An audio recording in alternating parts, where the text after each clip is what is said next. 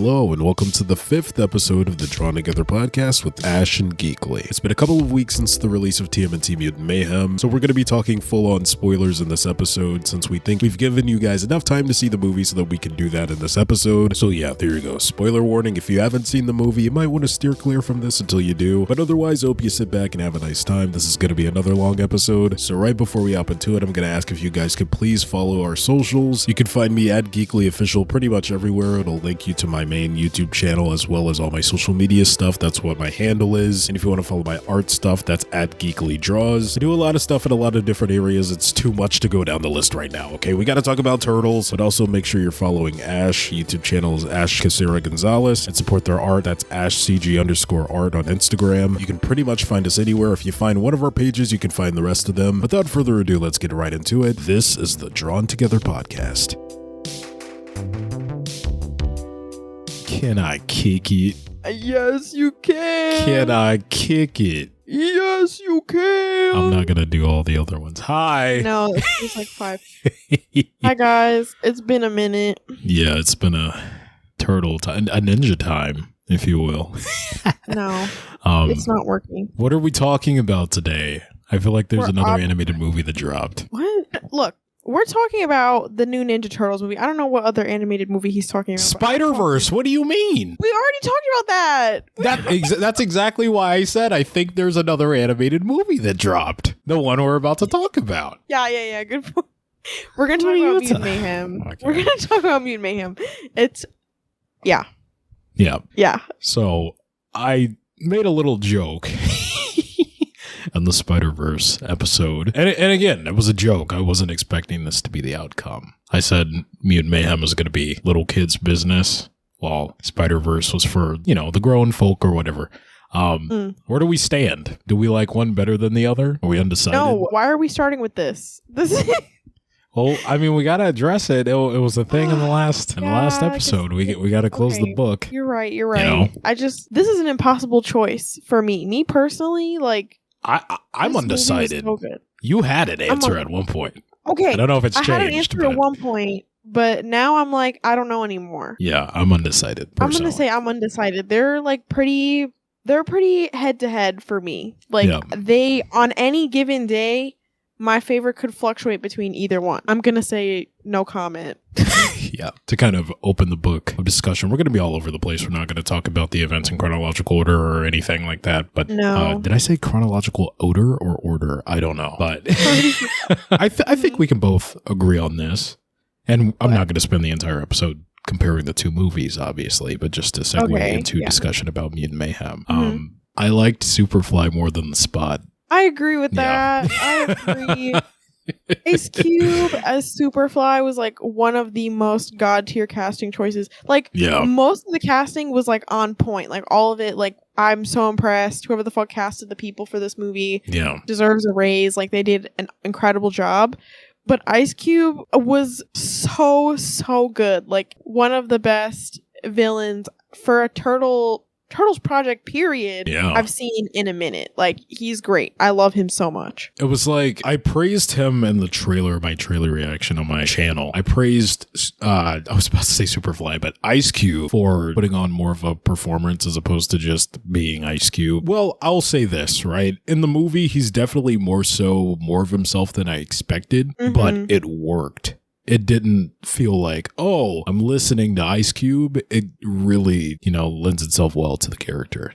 And it made for a lot of funny and surprisingly intimidating moments, especially, the first time the turtles kind of hint they're not exactly on board with the plan. That little turn. Yeah. I thought that was good. Leo. That was really Let's just say, what if we didn't like the plan? That was so good. She's like, what? That right there just pissed me off. No, Ice Cube was literally the best choice. There were so many moments where he was legitimately intimidating, in the bowling alley. I was excuse me. That was scary. But then there were moments where he was I don't know, they really balanced the humor and the villain vibe so well with him. And I think Ice Cube did such a good job of capturing both the comedy and severity of his character. There's that moment when they're working on the fucking death ray, whatever the hell it is. Yeah. So they're working on the ray, and Ray Fillet is I forget what song he's doing now, but he's singing a song. That. And Ice Cube, he's like, Ray, shut up. If I want to be sad, I'll listen to some John Legend. And I was like, if I want to be sad, I'll listen to some damn John Legend. So real for that. So yeah, I loved Ice Cube in this movie. Like, he was so good. He's probably like my second favorite celebrity casting outside of like Jackie Chan. Yeah, those two are definitely battling for number one. They got the most reactions out of the first screening we went to. Yes. Like a lot of people. I would say Splinter got the most reactions. Yeah, for sure. The milking machine. My dad liked that joke. I love that it actually had a payoff because they kept hammering it at home. If they didn't pay it off, I'd be like, that was so goofy. But the fact that it had an actual payoff, I was like, yes, it had a punchline. It was so good. It was such like an I told you so moment. It was funny as hell. My dad thought it was. He was telling me after the fact. He was like, "This is so funny." I was like, "Oh wow, I didn't think that was gonna land with you. That's not like your humor." But good. Gosh, it lasted the entire duration of the film, like literally start to act 3 to finish. Yeah, that scene. Every scene with Splinter, there was always something really good. Like Jackie Chan. I think we talked about this at some point. I was really worried when I saw the trailer. I was like, "Oh, I hope Jackie Chan isn't just doing this movie. It's like a big deal or whatever." Because like, especially when they announced the like all celebrity cast, I was like, how invested are these random ass celebrities in the Turtles franchise? Like, how excited are they actually to be in this movie? And in the trailers, or at least like the trailer that I had seen, because I avoided most of the promotional material like the fucking plague. I didn't want to know anything going into this movie aside from that first trailer that dropped back in like what, January, February of this year. So God, that was so long ago at this point. So long ago. But the first trailer, like, he seemed to like not really, the way that they cut the clips that they used like wasn't really giving super excited vibes. It wasn't the best. So I was worried. Yeah, I was worried that he wasn't gonna like go all in for his performance. Like, he was just kind of there because he was Jackie Chan. But then watching the movie, I was like, no, he had so much fun. Like, he put his all into his performance in this fucking movie. Funny enough, you had that about Jackie Chan. I had that about Paul Rudd. Like, when it came to Paul Rudd as Mondo Gecko, I had the exact same experience because the only line I want to say we got was in the second trailer with the humans, they've got to go. However he did that, I was like, it felt like it was going to be forced. But really, that's the only delivery in the entire movie that's like that hammed up. The rest of it was really natural. Yeah, I was shocked. I agree with you. Like, so many like A-listers on the cast, I was like, these people are actually not just like doing this for the check. Like, what's the vibe here? Yeah. And Paul Rudd was definitely one of those people. I was like, I wonder if he's gonna be like, oh, this is just a gig, or like he's gonna put his all in. And he also did a really good job as Mondo Gecko. I'm glad they brought back the cowabunga. Yeah, it kind of sucks. It was only uttered in a slow-mo scene. Like, in the trailer, all of them say it, and it's at normal speed when they're driving the little van. But, I mean, at least we got it, so I'm not going to complain. It was cute. It wasn't, like, too much. Because, here's the thing. Cowabunga as a word, especially the tone of this movie, like, the vibes, were very much trying to reach the youth, if you will. Very youthful movie. Yeah. And cowabunga at this point is very outdated in the context of like what young people say. You know, like. Yeah, definitely. Okay, can we talk about this? What? The more I sit on it, the more I think I'm okay with declaring it for now. I think this iteration, and both with Nicholas Cantu's performance, I think this might be my favorite on-screen Leo. This is officially my favorite on-screen Leo. Yeah, like, no doubt in my mind. Leo in 2012, man's had a personality more than any other Leo. Yeah. Leo and Rise, I don't want to listen to the haters, but Leo and Rise really irritated me because of his character development up until the Rise movie. He was good in the Rise movie, but like prior to that, he was on thin fucking ice with me. Like,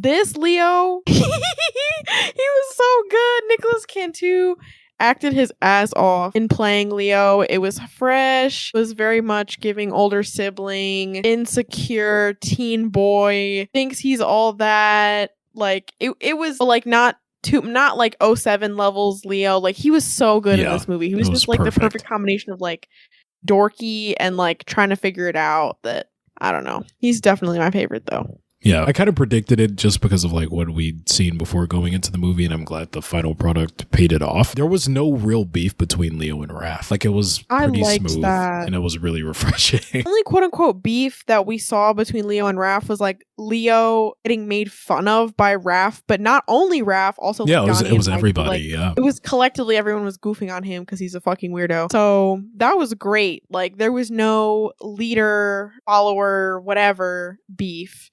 Loved Raph in this movie. Like, honestly, if you had to ask me what my favorite turtle was in this movie, I would 100% struggle to tell you. Yeah, I can't pick. I can't. So good. I loved all of them. All of them. The bickering between Leo and Raph we saw in previous iterations and stuff being played up for drama. There were several times in this film I was scared they were going to drive something home for the sake of drama, but they just like let it go in the most natural way possible. Yeah. With the brothers picking on Leo, that didn't blow up and become a big thing, and I'm okay with that. I'm glad it stayed as is. But another instance, to bring in April, was when they were kind of, Leo pointed out the puke girl thing on the locker. Yeah. I thought that was going to be like a whole thing. And it wasn't. So like, it was just, guys, okay, stop. And Raph made a little remark after, but they dropped it. Dang, Raph was so petty. He was so. I was like, bro, let it go. You don't want to be like, called puke girl anymore? Why are we? Yeah. Oh my god! Like the fucking smug ass look on his face. He's like, yeah, puke girl. Leo's giving him like the most stinkiest stink eye of all time. Yeah. I kind of felt that way too, but like after getting the vibes of like the kind of dialogue we were going to be seeing between them, like it's just giving preteen boy. Like, yeah. The way they talk to each other very much reminds me of my experiences being in like middle school and like freshman year and sophomore year of high school. Like everybody, you kind of like make fun of each other with your friends, and like you're not serious, but you're also like, like middle schoolers, they hit you where it hurts, but you just kind of have to take it because it's all in good fun at the same time. Yeah. So I think, like you said, I'm glad they didn't make it a whole thing. It made the dialogue feel much more natural and like believable. It's crazy that they did so much like improvised dialogue for an animated movie like that. Constantly like, talking over each other. Can we talk about April for a second? Yes, of course. Talk about. Okay, she's still duking it out with Judith Hogue right now, but this might be. She is. This might be. Listen. This might be the one. She's so. I love her so much. Like the vibes are immaculate. They're her so arc was good. So good. It was funny, but it was good. The puking scene, that was crazy. Feel the rain in your No. I'm shocked they showed it. I don't think I've ever seen an animated anything, or even much less like most TV shows and movies will never actually show the puke. Like you can hear people puking, you can see them doing the action of puking, but they never show the literal puke. I was for me, because actually we have seen puke in Turtles Past 2012, the Fruit Loops Leonardo vomit. If you know, true, you know. But my whole thing was I was shocked. If we do see it, we see the aftermath. We rarely see like the process of it happening. That's what threw me off. Yeah. I was like, oh, they're actually as it's happening. It wasn't just like a little puke. It was like she literally was holding herself up with that poster and then ripped it fell over on her way down. Levels of puke. Like her body was like having like oh no. Yeah.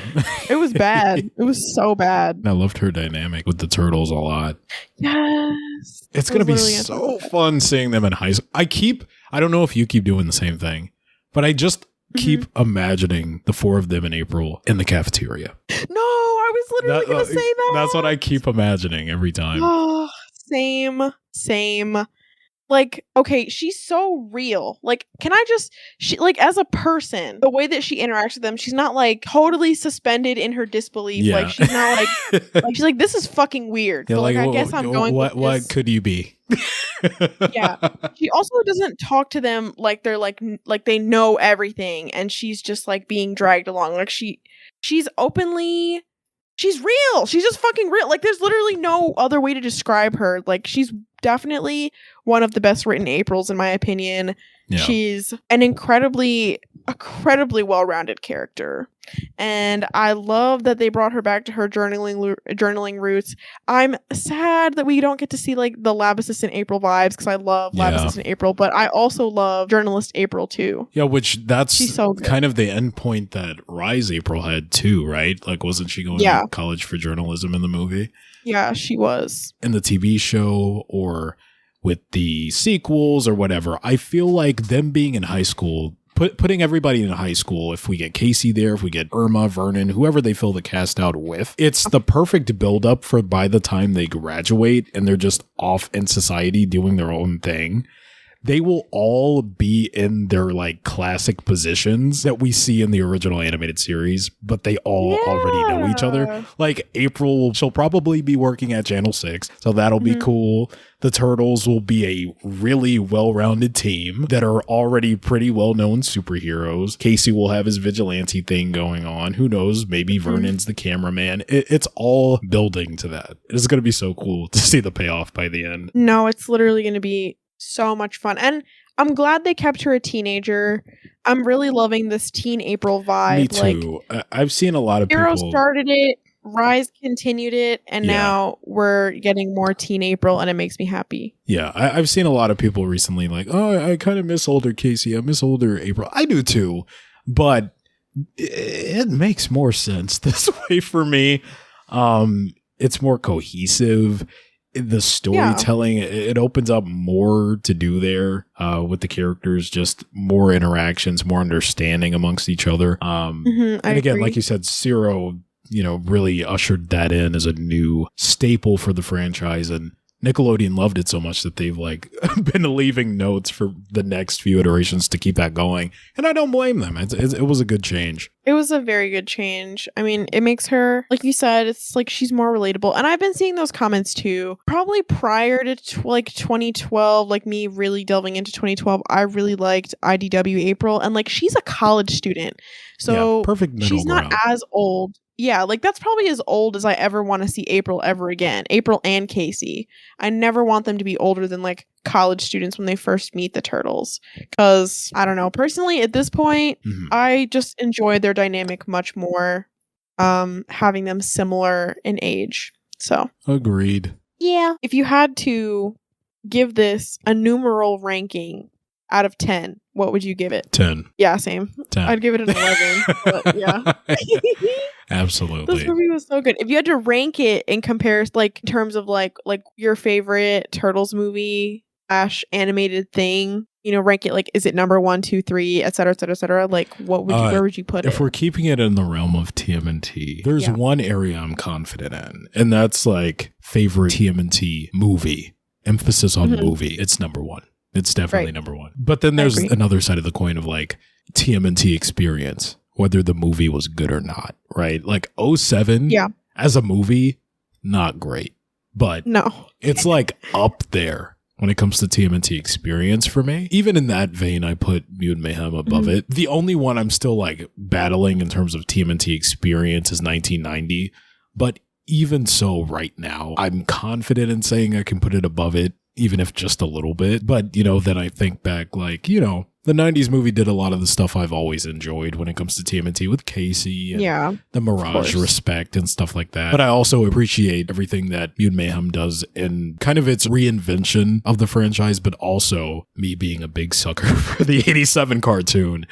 It brings a lot of stuff from that back that we haven't seen since that show was on the air. Of course, I wasn't born then, but growing up on those VHS tapes, blowing up on those VHS tapes, a lot of the characters I was introduced to came from that show or the toy line. For me, the second I walked out of that theater, I knew for one of all time for me right now, currently. That's like comics, shows, movies, games. Oh, like above IDW too? Like everything? Yeah, which is, that's a lot for me because I'm an IDW fan. Like IDW was basically my gateway. Like I was watching the shows and stuff, but like IDW, I was ride or die.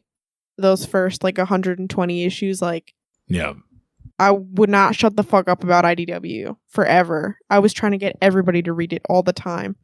So maybe not so much right now because it's like in a weird place, but like Right. Fingers crossed, it'll come back to itself. It'll come back to its former glory. LOL. It's okay. But in the meantime, yeah, I'm gonna put Mutant Mayhem above everything. Like, it legitimately blew me out of the fucking water. I've never had so much fun. I've never wanted to see something like on loop, like in terms of movies, like all the time for like a week fucking straight. I've never, ever been more impatient to see a sequel in my life. This TV show is gonna slap. Gonna be so like, I'm for so me, excited. like, I still need more time with it before I can decide where it sits across the entire brand. Because like, I haven't even seen this take on Casey yet. Like, Casey's so important to TMNT for me. That's true. That like putting it above something like IDW that has like my favorite take on Casey versus an iteration that hasn't introduced him yet.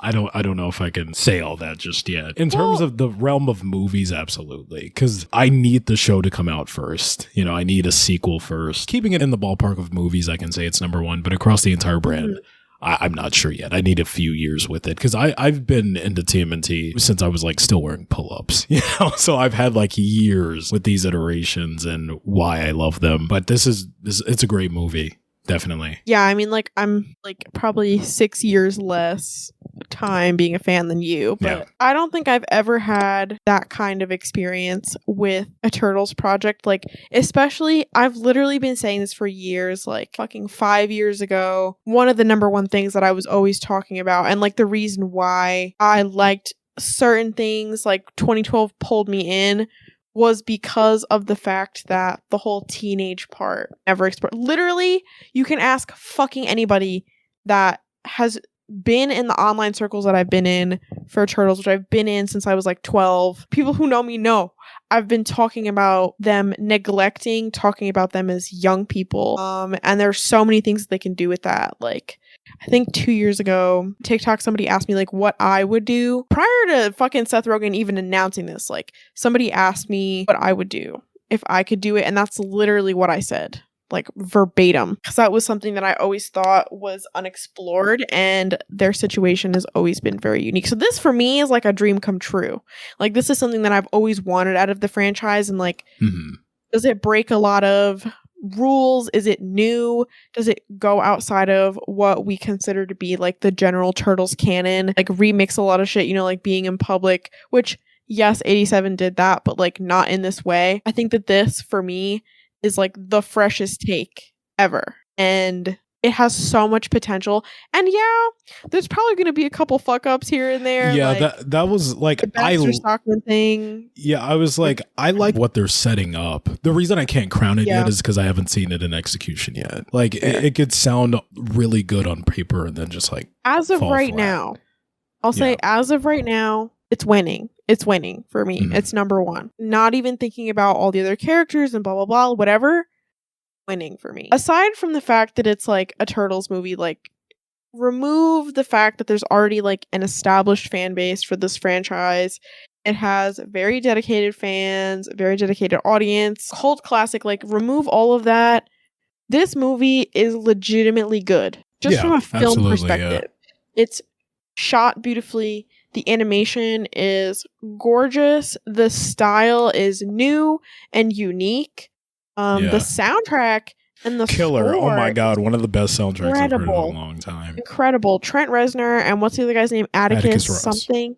Yeah, they composed their asses off. I literally have not stopped listening to the score and the soundtrack since we watched the movie. Literally everything has been on loop for me. I love it. It's so cool. I have a fun little question to ask. What is your question? Of the 4 Turtles, who had your favorite ad-libs in the background? Ooh, that's really hard. I think I have an answer already. I think Mikey. Agreed. Yeah.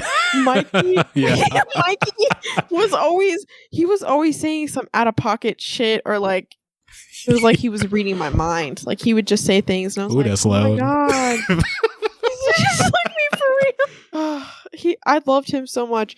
I loved that okay, this is something that I've had a problem with Turtles media for the last, I don't know, I want to say like 10-ish years. He has felt prior to this very much like on the sidelines. Like it feels like a lot of Turtles writers don't seem to know what to do with him. I don't know. He feels half-baked. Like they'll give him his moments and his time, but like in any given episode, he's usually shoved to the sidelines for the other three to kind of hash out whatever the fuck is going on. And then maybe like once a season or once in a while or once an issue or whatever, he gets his time, but like that should not be the case. Like he should be getting just as much attention and time. Like he's not just the comedic relief.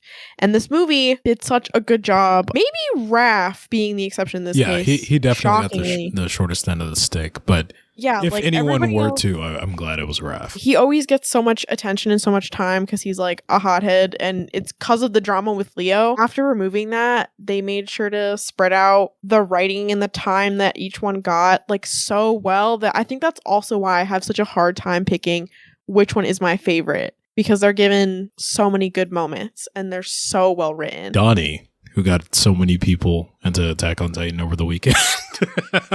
Yes. Oh my god.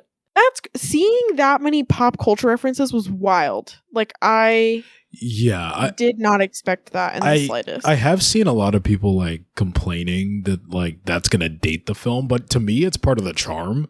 Like even going back to the old movies, like watch the 90s trilogy and how many pop culture references they have in those that kind of make it, you know, a timestamp. Like it's a piece of history. So yeah, like it's a time capsule. Yeah, it's cool. I love it. I love when Turtles does that. They've always done it. Like in the moment, it's kind of goofy. Like these are things that are kind of fresh in our minds. But like 20 years from now, people are going to look back and be like, oh, so this is like the cool stuff from that back then, or like what people liked. Yeah, especially teenagers. You know, that's what they're into right now. The Marvel reference, the Hulk reference was crazy. Did you know that Mark Ruffalo improvised that scene? It was for sure Hulk is a giant green monster. Well, once he saved everybody, they start taking pictures with him in a diner. Did you know Mark Ruffalo improvised? The so fun fact at the end is what really got me, because like, you know how many times like in a conversation I have to drop in a fun fact like casually, like I can't stop myself. It legitimately was like just talking to people in our age group, like my friends and like the people that I know that are younger than me. Like it really felt like I was just having a conversation. It was crazy. Yeah. But Donnie was the one that probably made the most pop culture references. He's talking about Attack on Titan. He's talking about other anime, I should say. Yeah. He likes BTS. His ringtone was BTS. And Leo and the gang were singing Butter, I think, for him when they were getting like milked and they thought they were going to die. Like, it was wild. Don't forget, on the roof at the start of the film, we got a Beyonce and Drake reference. Oh, that's right. I forgot about that. And Adele. Yes, Adele. They saw Adele and Ferris Bueller. Ferris Bueller's an oldie, but it's okay. Still pop culture. I count it. It's funny. I watched that movie or rewatched it a couple days before we saw Mutant Mayhem. Are you serious? Not knowing that it was going to be in there. Splinter. No. The scene where he's like sitting in the dark, like right before April. Yes, he's like, oh, my surprise party worked. Boys, are you mad at me? Are you still mad at me? Can we talk? We'll be I wanted to throw, just him looking at the photographs with the music playing, I wanted to vomit.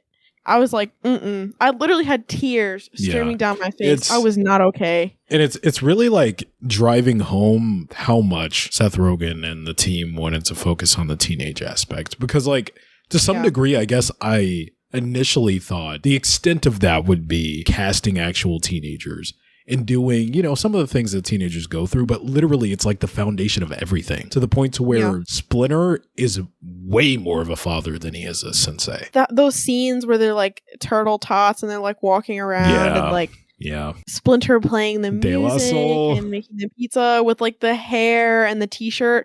All I could think about was my dad. Like, it just reminded me of my dad. Because, like, when I was younger, my dad would like me music and, like, pop culture stuff. And he was always one step behind. And, like, watching the scenes with Splinter, yeah. It hits genuinely, it hit me so hard. Like a fucking ton of bricks. It was too much. It was too much. And it's funny because when I asked my dad about what he thought about the movie, because he's not really a fan. He's a casual fan.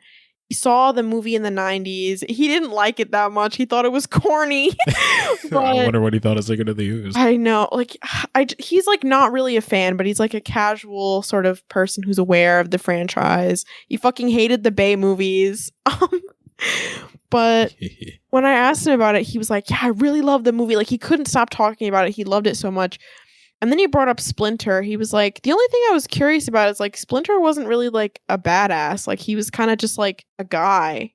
Yeah, and I was like, yeah, he's like their dad. And he was like, yeah, but like, you know, like I would have liked him to be more like cool and badass. And I was like trying to explain to him like he's supposed to be like their dad. Like his responsibility in this movie is to be of their dad than their master. Like he's trying to look out for them as a father more than he is trying to like be the person like in charge of them, delegating what they should be doing with their lives in terms of like fighting and family feuds and all that stuff. Like he's there to be their dad more than anything. It was just, I don't know, it was weird. I'll say to my this. dad about that. No, because I'll say I agree. At least the first time I saw the movie, I'm over it now. I think especially the fight scene, it was really fun, but that really showcased like, by comparison to the previous Splinters, just how, I guess, by comparison, how little he knows when it comes to combat. Yeah. Okay. In that vein, let's talk about the origin real quick, because let's do it. Something we've talked about in great depth. There's another thing we have to talk about after this, but the first thing is the origin. Me and Geekily both think that there's a little bit more to this. Yeah, potentially. They're not telling us. My theory, there's one of two outcomes for the way that the origin went, right? Like the first thing is that there's some other information, like why did he pick ninjutsu specifically? That's really odd. Like there's no Hamato Yoshi in this universe, which is also really odd. And there are some things that they kind of glossed over in this movie because they're going to touch on it in the next movie. There's no mention of a Hamato Yoshi, which is the first time never seen Hamato Yoshi involved in their origin, except for Michael Bay, but Michael Bay is there's no explanation for why he picked ninjutsu. He doesn't even go over the name origin, which isn't important, but there is usually some mention of why he picks the names over anything else.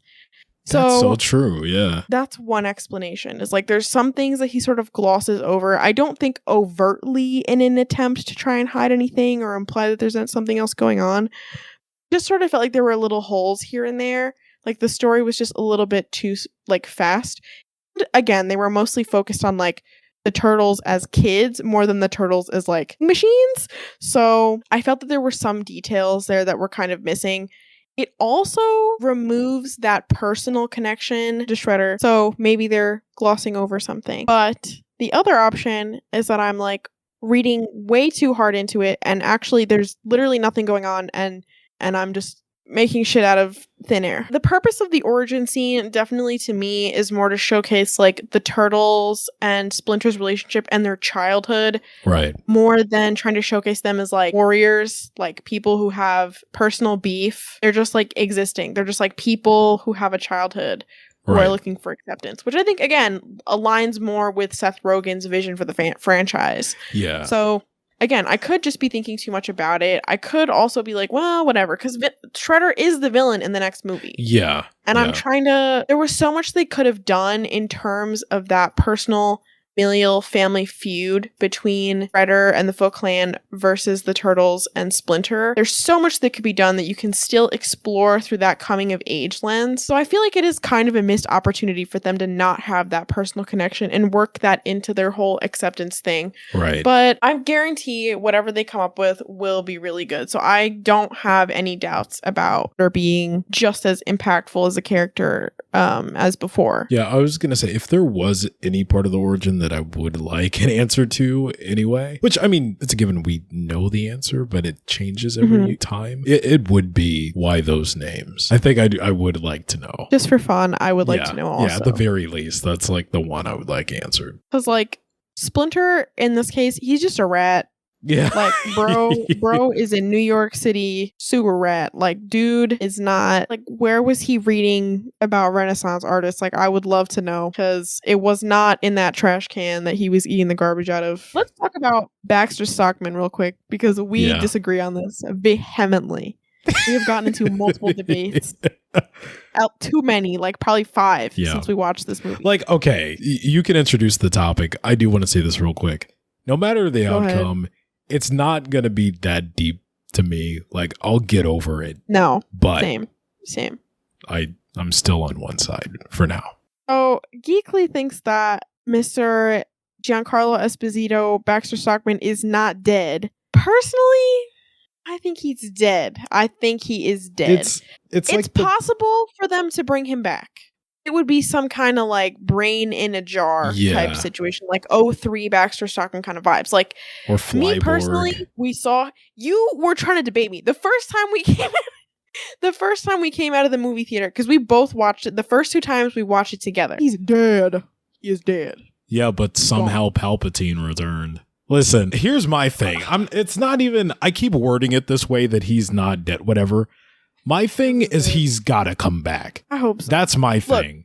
If he's dead or not, I think he's coming back. That's more so what I'm debating. I should word it better. I don't, when I say he's not dead, I mean like this is not the last we're going to see him. That's what I mean. No, I don't think this is the last we're going to see of him, but I don't think it'll be in the context of the Turtles story. Personally, I feel like it has to be. I think the next time we're going to see him is going to be for a prequel movie. Paramount is still doing 3 prequel villain movies. I think the last time we're going to see him is when he stars in his own movie, and that's going to be the end. So you genuinely don't think he's coming past this point? The only way, this point in time, they could bring him back is because at the end of the movie, we see that Cynthia Utrom has the fly, Superfly turns into after getting demutinated. You know, he's like a little baby fly flying around in that jar, whatever.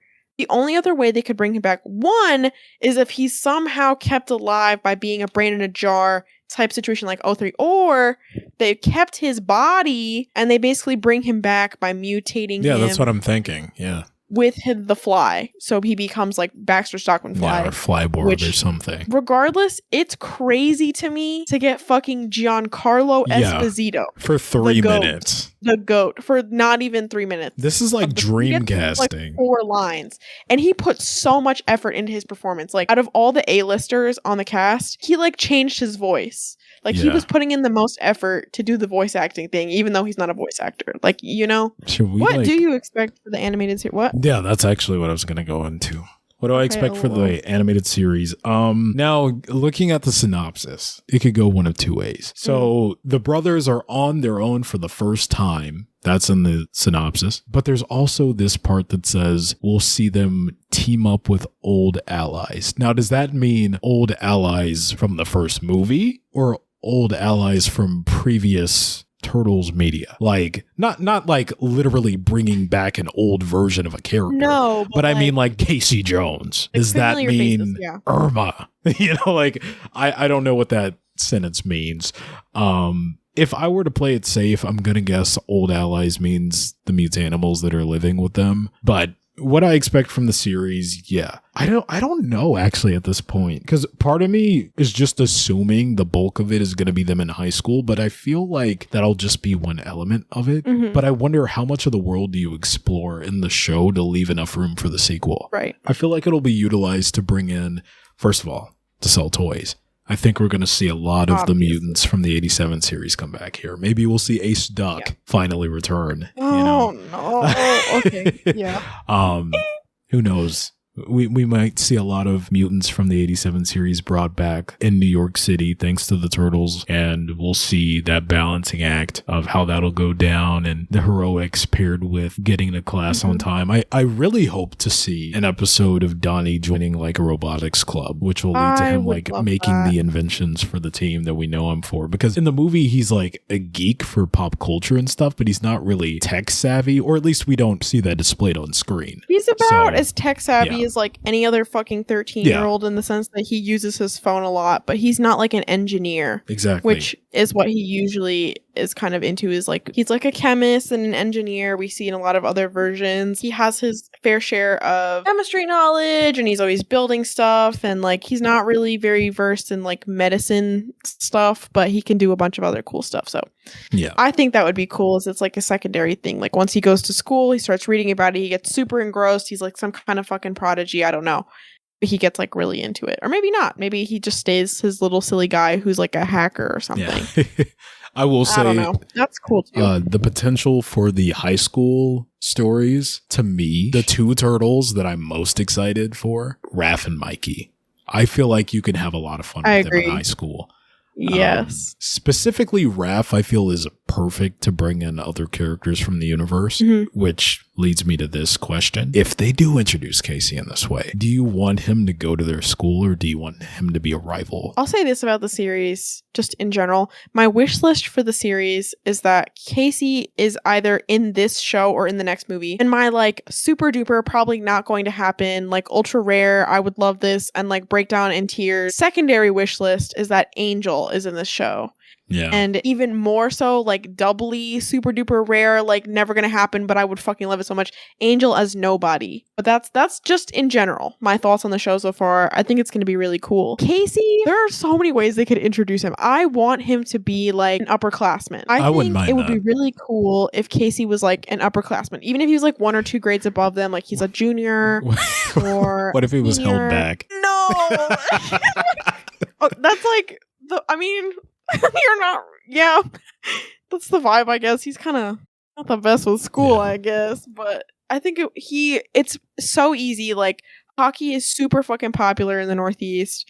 Like, there was a hockey team at my high school, and the surrounding high schools. There are plenty of hockey teams in New York City high schools. Like, I think it would be super valid if he was a guy on the hockey team or a rival school's hockey team.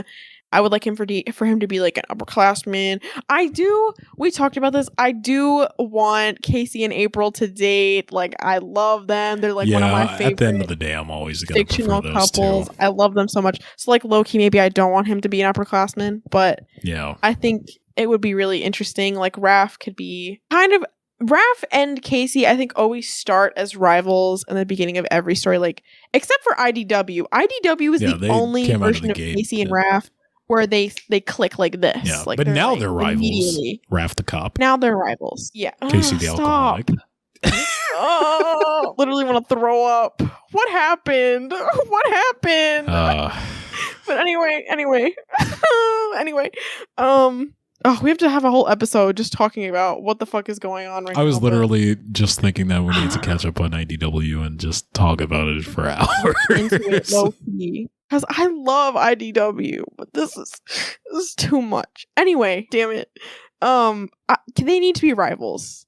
I think it could work either way. If they're rivals, like, on the team together, like, if Raph joins the hockey team, like, he's trying out for the hockey team, and he's, like, doing a pretty good job, or it could be kind of this, like, weird situation. I proposed this idea a couple weeks ago.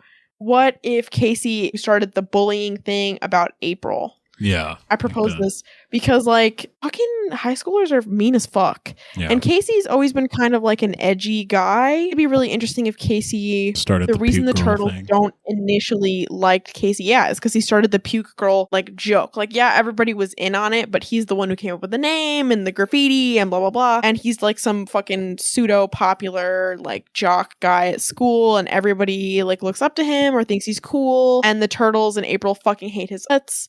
But then something happens, like Casey screws up, or maybe they like lose a tournament, or he picks on the wrong person or whatever, or he gets jumped, I don't know, something. And he kind of falls from grace, and the turtles sort of take him under their wing because they're like, we get it, what it's like to be an outsider. Yeah. You changed, it's different, whatever. And him and Raph like connect. There's so many ways that they could make it work. I can't. If he went to their high school, if he went to a different high school, but oh my god, I'm so excited to see how they do it. I was about to say, the more we talk about it, I can't tell you how fast my heart is beating with excitement of like all the possibilities. Literally, like, bro, get me on the show as a writer. Like, I'll help you out. Like, please. You don't even have to pay me. Like, I keep forgetting we're getting so excited. 2 whole seasons before the next movie. Yes. Like 2 whole seasons.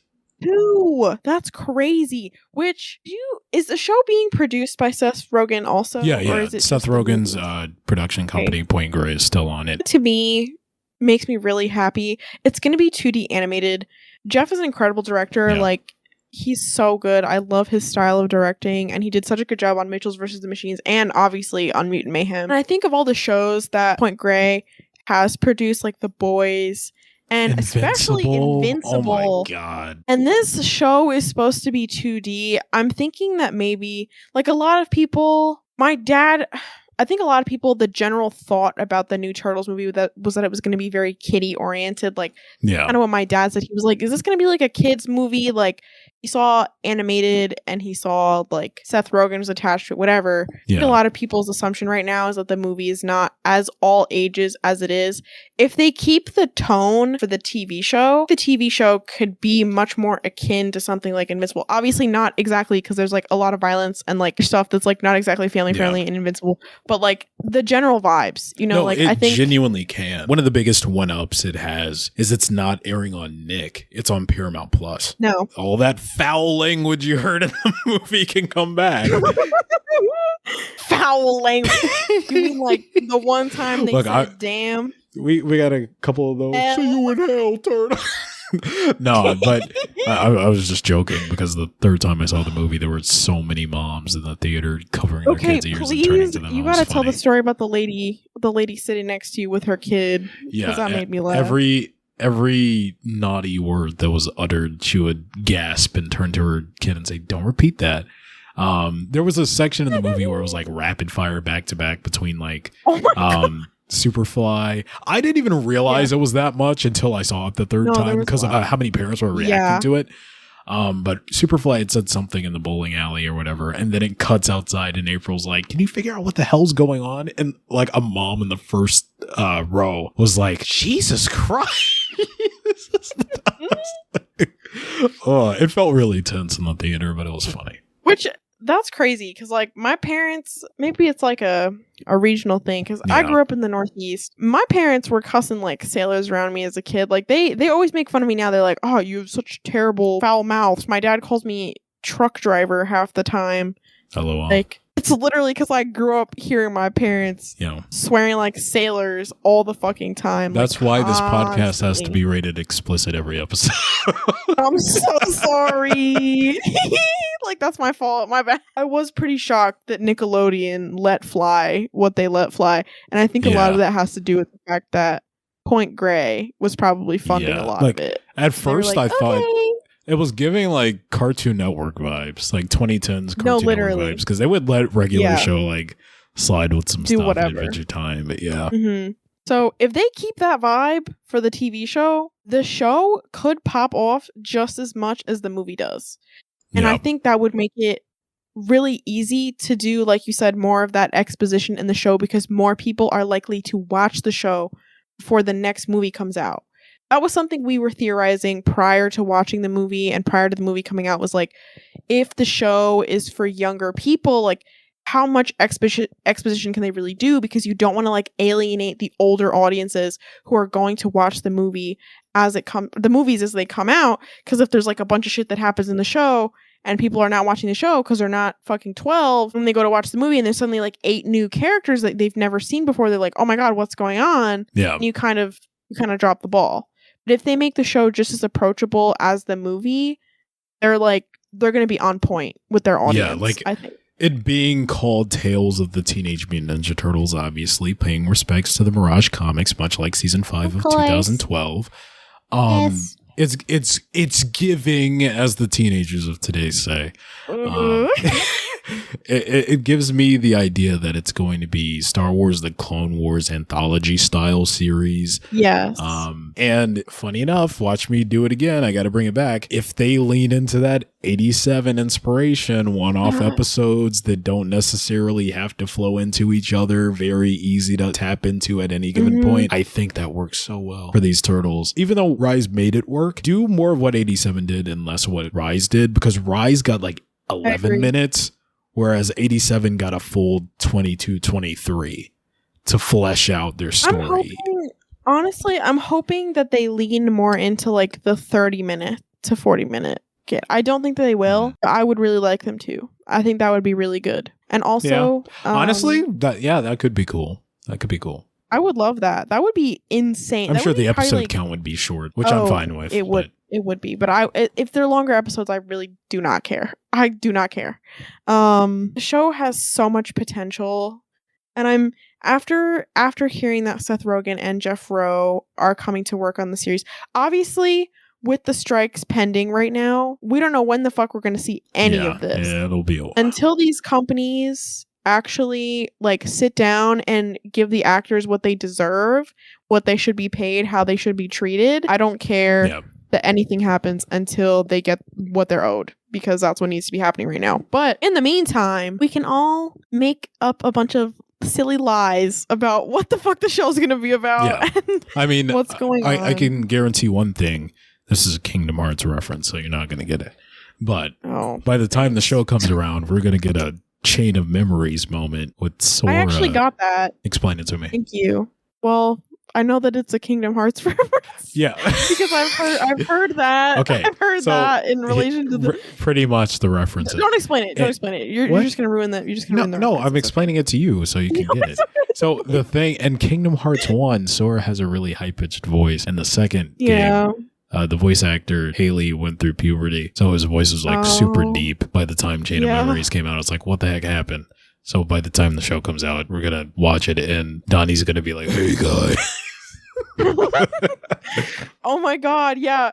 Can we just quickly address this before we end this episode? Yeah, let's Can people stop being a fucking bitch about Donnie's voice? I made a whole video on that.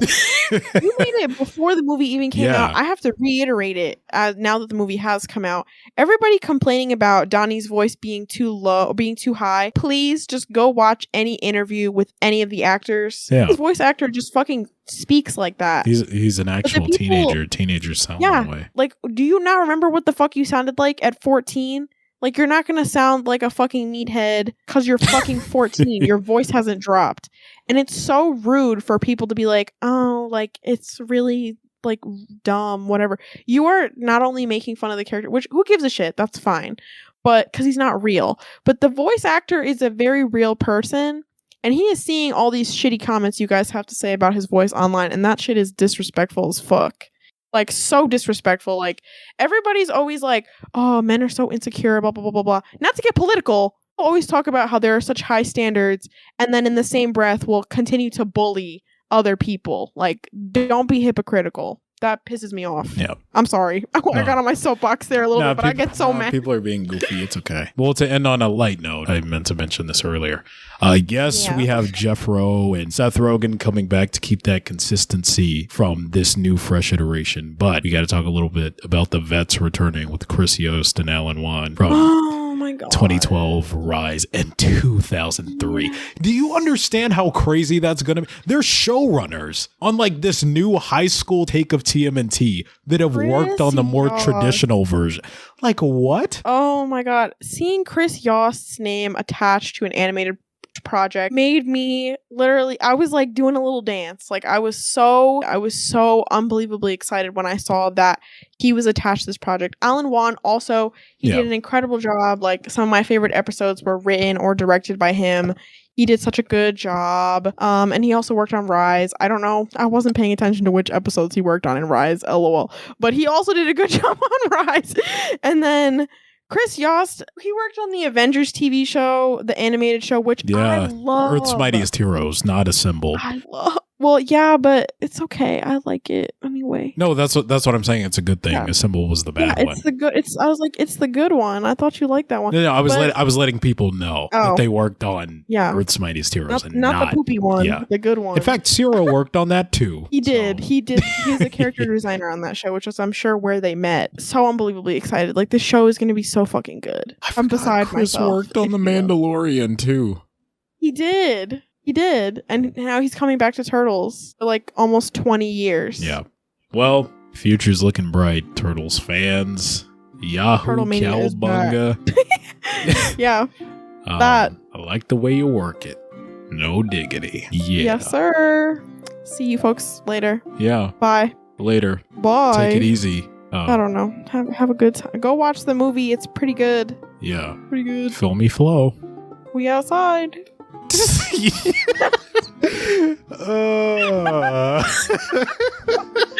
was so dumb. I don't know